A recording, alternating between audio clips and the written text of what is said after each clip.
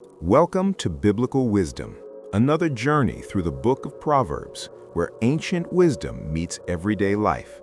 Today, we explore Proverbs chapter 15, a powerful reflection on the words we speak, the attitudes we carry, and the God who watches over both. Let's walk through each verse and uncover timeless truths that still shape our hearts and homes. Verses 1 to 4. Words that heal or harm. Verse 1. A gentle answer turns away wrath, but a harsh word stirs up anger. The tone of your response can either calm a storm or fuel a fire. Verse 2. The tongue of the wise adorns knowledge, but the mouth of the fool gushes folly. Wisdom is not just what you know, it's how you speak. So let's get into it. So let me ask you this. Think about the last text you fired off when you were angry, or maybe a sharp comment that slipped out in a tense meeting. Our words, they have this incredible power, and this ancient text kicks off with a question that is more relevant now than maybe ever before. What are your words actually doing out there in the world? Are they helping, or are they hurting? And boom, right there in the very first verse, we get the main idea of the entire chapter. A soft answer? Now that's not about being weak. It's like putting a soothing oil on irritated skin. It just calms everything down. But a harsh word, man, that's like dumping gasoline on a campfire. It might feel powerful for a second, but all it does is make the whole situation explode. So the choice is pretty clear, right? Are your words healing, or are they just making things worse? Okay, so let's explore this first big theme, the incredible power of our speech. The way the text frames it, our tongue is like a tool that can either be used to build something beautiful or to completely tear it all down. The imagery here is just, wow, it's so potent. A wholesome tongue, one that speaks truth and encouragement, is called a tree of life. Think about that. Something that gives nourishment, strength, and shade. But a perverse tongue, one that's cruel or manipulative, it does the exact opposite. The text says it literally breaks the spirit of another person. It's a heavy reminder that our words can cause deep, real harm or bring incredible healing. Verse 3. The eyes of the Lord are everywhere, keeping watch on the wicked and the good. Nothing escapes God's attention. He sees both the hidden and the spoken. Verse 4. The soothing tongue is a tree of life, but a perverse tongue crushes the spirit. Words can either nourish or destroy. Choose life. Okay, now we're going to add another layer on top of all this, and it's a crucial one. It's the idea that none of these choices, not our words, not our mindset, none of it goes unnoticed. There's this perspective of an unseen observer watching everything play out. And this is the core verse for this whole idea. And it's not just about some cosmic scorekeeper waiting to punish bad behavior. Notice it says he keeps watch on both the evil and the good. It suggests this total impartial awareness of everything. Every kind word, every harsh one, every moment we choose wisdom or embrace folly, it's all seen. It all matters. Man, this metaphor from an old commentator named John Trapp is just so incredibly vivid. He's saying, we're like fish in a pond. We see another fish get yanked out by a hook, and that's it. That's all we see. We have no idea about the frying pan and the fire that come next. Our perspective is just so limited. This quote argues that the unseen observer sees the entire picture, including the consequences that we can't even begin to imagine. Verses 5 to 9. Correction, conduct, and God's delight. Verse 5. A fool spurns a parent's discipline, but whoever heeds correction shows prudence. Correction is not rejection, it's protection. Verse 6. The house of the righteous contains great treasure, but the income of the wicked brings ruin. Righteousness enriches beyond material wealth. Verse 7. The lips of the wise spread knowledge, not so the hearts of fools. Wisdom is generous, folly is self-centered. Verse 8. The Lord detests the sacrifice of the wicked, but the prayer of the upright pleases him. God values sincerity over ceremony. Verse 9. The Lord detests the way of the wicked, but he loves those who pursue righteousness. Pursuit matters more than perfection. Verses 10 to 15. Discipline, emotion, and perspective. Verse 10. Stern discipline awaits anyone who leaves the path. The one who hates correction will die. Ignoring wisdom leads to destruction. Verse 11, death and destruction lie open before the Lord. How much more do human hearts? God sees what we hide. Verse 12, mockers resent correction, so they avoid the wise. Avoiding wisdom is a form of pride. Verse 13, a happy heart makes the face cheerful, but heartache crushes the spirit. Joy radiates, pain isolates. And this slide, well, it just perfectly captures the real-world cost of all this. We've all been there, right? You're in an argument and your pride just takes over. Suddenly winning the point feels more important than anything else, even the relationship. This quote just nails it. We act like we'd rather lose a friend than lose an argument. That is the harsh word in action, and it's a costly one. Verse 14, the discerning heart seeks knowledge, but the mouth of the fool feeds on folly. What you consume shapes who you become. Verse 15, all the days of the oppressed are wretched, but the cheerful heart has a continual feast. Perspective can turn scarcity into abundance. Verses 16 to 21, contentment and character. Verse 16, better a little with the fear of the Lord than great wealth with turmoil.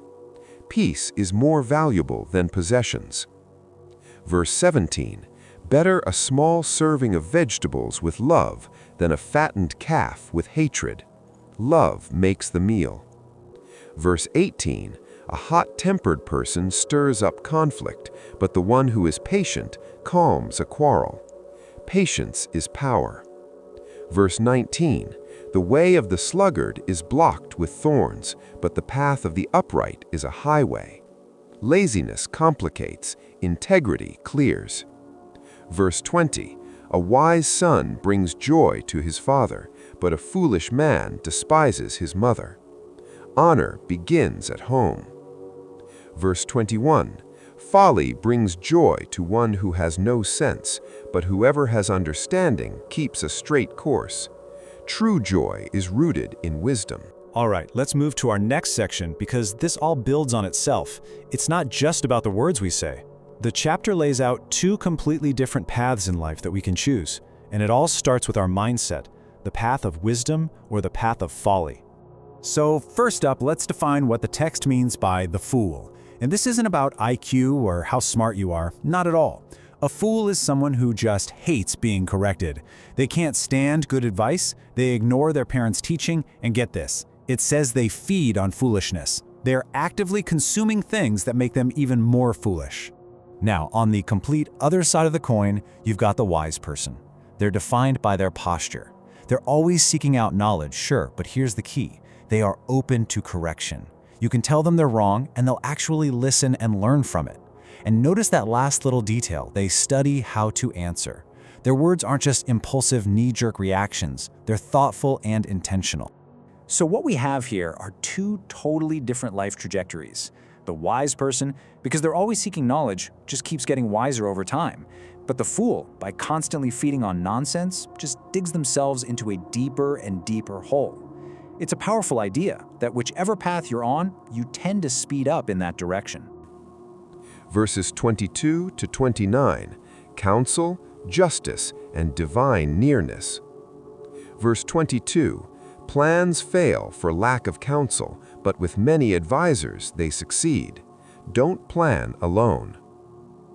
Verse 23, a person finds joy in giving an apt reply, and how good is a timely word.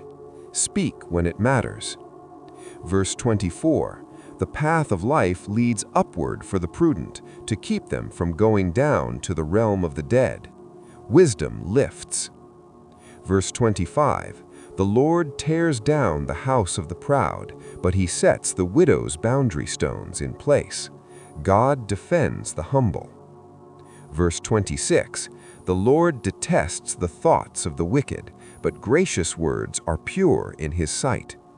Even your thoughts matter.